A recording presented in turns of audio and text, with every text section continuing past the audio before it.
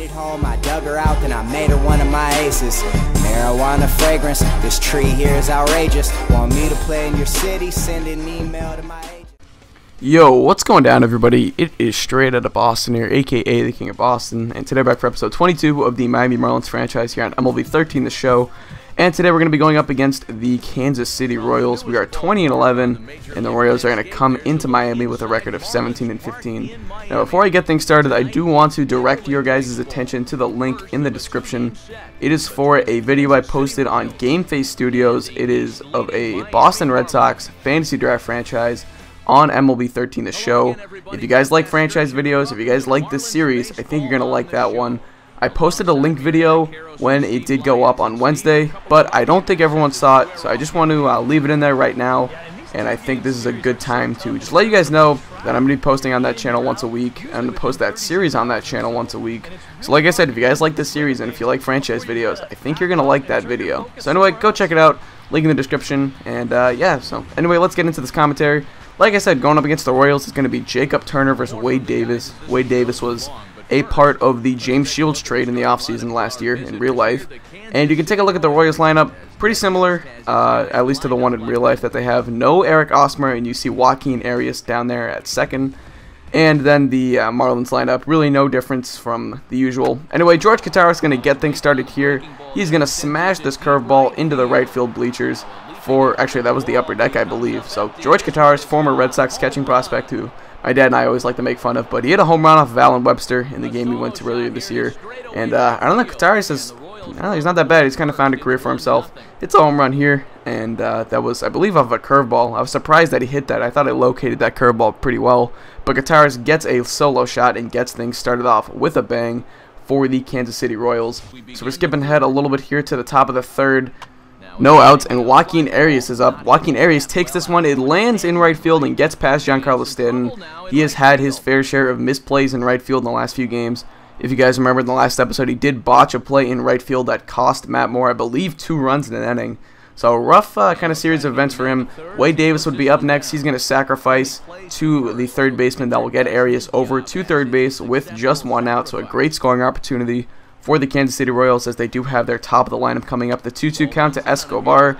Escobar hits this one to Solano at second base. He'll fire on to first, but the run does come in, so it's an RBI ground out for Alcides Escobar, a key component in the Zach Greinke trade from a few years back. Here's Miguel Sano. The 1-1 count to him in the bottom of the third. Sano takes this to deep right field. That one is off the top deck, and that is a home run. You can see the friggin' little machine or whatever statue out there in center field, left center field.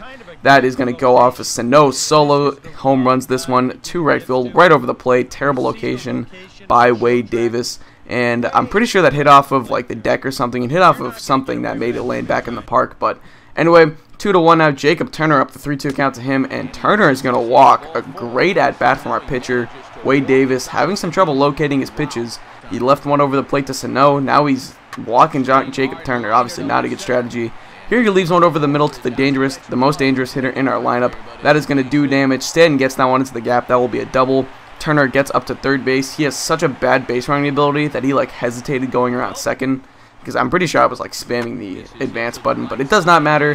Yasiel Puig is up. He's going to hit this one back up the middle for a base hit. Stanton is going to round third. No, he'll be held up. It was a very good throw by Jeff Francoeur, one of the best arms in baseball. So we hold Stanton at third. Puig gets on base with an RBI single. Turner comes home, and we tie the game up at 2.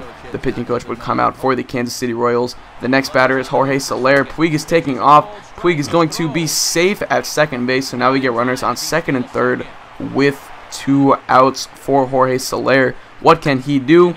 Well, he can't do much. He's going to ground this one to Arias at second. He will fire on to Billy Butler at first, and that will retire the side. So a couple runs come home in the third inning for the Miami Marlins. It's a 2-2 game. We're going to skip ahead to the top of the 6th. This is where Jacob Turner ran into a bit of trouble. Here is Mike Morse. Yes, this is Mike Morse on the Kansas City Royals. He hits that one into right field for a base hit. So getting things started off with a leadoff single is Mike Morse. Very good hitter. Mike Moustakas up next. Now the 0-0 count to him. First pitch, he's going to hit that one back up the middle for a base hit. Morse will get the second. He will be halted there as he is not very fast. So he's halted. Moustakas is on first, and it's runners on first and second with no outs for the Royals as they get towards the bottom half of the lineup. But this is a very deep lineup. Next up is George Kataris. We've seen what he can do already today. He hits that 1-2 right field. Stanton fields. He fires at home. When he gets a running start, he has a decent arm, so smart strategy by the Royals third base coach to hold Morse at third. And now it's bases loaded for Jeff Francoeur. Francoeur is going to strike out swinging on a 94-mile-an-hour fastball up and in, so we get one out now in the inning. Turner trying to work out of this jam. He's pitched very well today.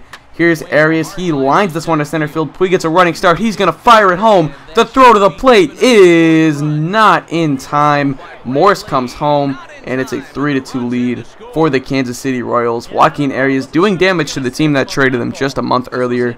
Now Wade Davis is up. The first pitch to him with 2 outs. Davis is going to ground this one to Solano at second. He will sidearm it to first base, Nomar Garcia-Parra style, and that will end the inning. So the Royals do get a run, but honestly, only allowing 1 run in a bases-loaded situation with no outs, I thought that was pretty successful. So bottom 6 here, 3-2. Royals on top. Soler hits this hanging curveball over Moustakas at third base. That will be a leadoff base runner for the Miami Marlins. Jorge Soler gets on base once again. He is just having such a great start to the year, hitting over 350, I believe. Incredible. Rob Brantley up now, 1 out, the 0-1 count to him. Brantley is going to swing and miss, but this one gets by the catcher as it's going to be a wild pitch. It was a nice curveball. I don't know why he swung at that, but it goes out of play. Soler moves up to second base. Here's Brantley up now, back up the middle for a base hit. That will potentially score Soler as he is rounded third. He is... Oh, it looks like he would have been gunned out, but the catcher, Kataris, drops the ball. It's a crazy play right here. Throw was in time. A very nice throw by, I believe, Lorenzo Cain or Jared Dyson, one of the two. I can't remember who it was, but Kataris could not handle it. It looked like it took a little short hop on him as it got towards the plate. Lewis Coleman will come in now to relieve for the starting pitcher, Wade Davis, after Wade Davis did allow that 3rd run. So it's a tie game now. Marlins still with a chance here. Manny Machado up. Machado crushes just a deep right field. That is going to just get down off the wall. Brantley is rounding third. He held up to tag up, but I believe there was actually 2 outs, so that was my mistake. I'm not 100% sure on that, though. It might have still been 1 out. Couldn't quite tell. Either way, Machado's in there with an RBI double. Pinch hitter now will be Andy Dirks. He will pinch it for Jacob Turner in that 9-hole, and let's see if he can get anything done. 1-2 count. He is going to hit this one softly to Billy Butler at first. Butler will take it himself, country breakfast himself, and he will retire the side. So it's a 4-3 ball game. The Marlins are on top as we end the 6th inning. And you guys can take a look at your 6th inning recap, as always, right here. George Kataris 3 for 3. I don't know, man. I mean, I know I give him shit a lot of times, but he really came out today. Puig with a good performance. I thought Turner pitched well. He had 1 bad inning, but other than that, I think he pitched pretty well. Steve Delbar is going to come on now as we advance towards the top of the 8th inning. Henderson had a 1-2-3 7th, so it's time for Steve Delbar to try and hold this game over, get it to our Lotus Chapman, or Aroldis Chapman, as so many of you helpfully pronounced in the comments of the last episode. But anyway, he is not going to have a good start. He walks Mike Morse on 5 pitches, and then Moustakas would be up next. He hits this back up the middle. So same situation as we had in the 6th inning. We got 2 runners on. Morse and Mike Moustakas both get on, so it's a 1-2 count for them. And now Eric Osmer is going to come and pinch hit for Jeff Francoeur. So I guess, I don't know, they wanted, I mean, Osmer's a better hitter than Francoeur, so it kind of makes sense. Anyway, Eric Osmer up, the 0-2 count to him, and that move is going to pay off as he hits this one into left center field. That's going to get down for a gap shot. Puig over to field, he's going to fire it into the cutoff man. Can they try and throw it? Moustakas at home. The throw will be not even close, and it was very offline. Rob Brantley makes a nice play to save Osmer moving up an extra base, but anyway, it's a 2 RBI double. Later in the inning, here's Jared Dyson up. He was pinch hitting for the pitcher. He's going to ground this one to Machado at third base, and now we'll retire the side, but the Royals take the lead back. 5-4 is your score, and now it's going to be Greg Holland coming in as we skip ahead to the bottom of the 9th inning, trying to close this game out and send the Marlins home, or I guess they're already home, but send them back to the locker room or to the clubhouse with a sour taste in their mouths. But anyway, Machado has something to say about that. He's going to hit that back up the middle for a base hit. So Manny Machado trying to get things started for the bottom half of this lineup for the Miami Marlins. Miguel Sano up now, the 1-2 count. Sano hits this back up the middle. He continues his hot start as well. I've been very surprised by how his average has kept up there in the 350s to start the year, considering he's really a pure power hitter, not really the biggest contact guy in the world. So very impressed with him. Jason Bourgeois is going to pinch run for Sano at first base, and we'll see. He represents the go-ahead run, or the game-winning run, and Sano is pretty slow. So anyway, we're going to pinch hit John Buck here, and he will come on. He's been such a clutch hitter for us in the past. I figured it was a good situation for him to come in and try and maybe tie this game up. The first pitch to him, that gets by George Kataris, a wild pitch from Greg Holland. So a couple wild pitches in this game have really bitten the Royals in the behind. And now, later in the at-bat, 2-0-2 Buck, runners on second and third with no outs. Buck hits this one to Moustakas. It looks like Machado's coming home. Bourgeois headed to third, and I was really surprised. That was a boneheaded play by me. But Moustakas, I guess, had no awareness or something. He didn't even try to tag Bourgeois or throw home, so that run scores. Now a ground ball to second base. Bourgeois coming home. He is out at the plate. George Kataris hangs on, and the game remains tied. Starlin Castro on first, though, with 2 outs. Solano up. Solano is going to hit this one into right field for a base hit. So Starlin Castro moves up to second. We get a runner in scoring position with 2 outs now. And next up is the best hitter on the team, Giancarlo Stanton. But first, Justin Masterson comes in. Surprising to see him coming out of the bullpen. But he is like the 6th or 7th best rated starter on this team. So it kind of makes sense logically.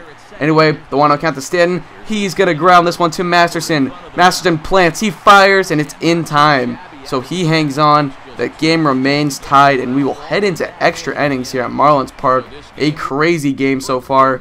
Now, Burke Badenhop would come on to pitch the top half of the 10th inning. He was very solid for us last season. Bit of a slower start this year, but he's going to end up getting Eric Osmer to line out to, it looks like Yasiel Puig, who had moved over to left field. Bourgeois moved to center, and we moved Jorge Soler to first base. And I don't even think that's one of his secondary positions, but I had to do it because I didn't want to use any more of my bench. So now we're going to advance to the top or the bottom of the 10th inning. Yasiel Puig is going to get on base here. A great play by Eric Osmer to stop that ball from getting by him. That saved a couple bases at least, as Puig will have to be halted at first base. But Masterson trying to hold on to this game. Jorge Soler is up the 0-1 count to him, and that is going to be hit to the shortstop Escobar, but he kind of plants himself. Weak throw to second, and they will not be able to turn 2. So we get Soler on first base, kind of equal to like a strikeout or a play where we don't advance the runner, as Puig and Soler are pretty similar in terms of speed. So Brantley up now, the 1-0 count to him. Brantley hits this one to deep right field. Osmer is back. He's going to misplay it. It gets over his head. It looks like Kane over to field it. He's going to fire it into the cutoff man. Here comes the runner. The throw goes to third, and the Marlins win it.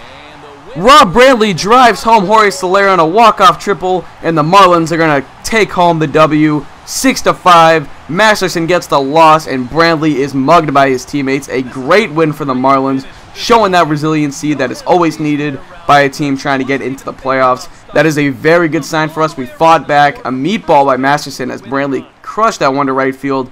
Osmer playing out of position, didn't quite know how to play that ball, and looks like pinch hitting him, kind of, maybe not pinch hitting him with him for Frank Court, bit them in the butt, but it's certainly not replacing him in the field did. So anyway, that is going to wrap up this video. Marlins win. So excited about that victory. Anyway, thank you guys for watching. Hope you did enjoy, and so I'm out. Peace.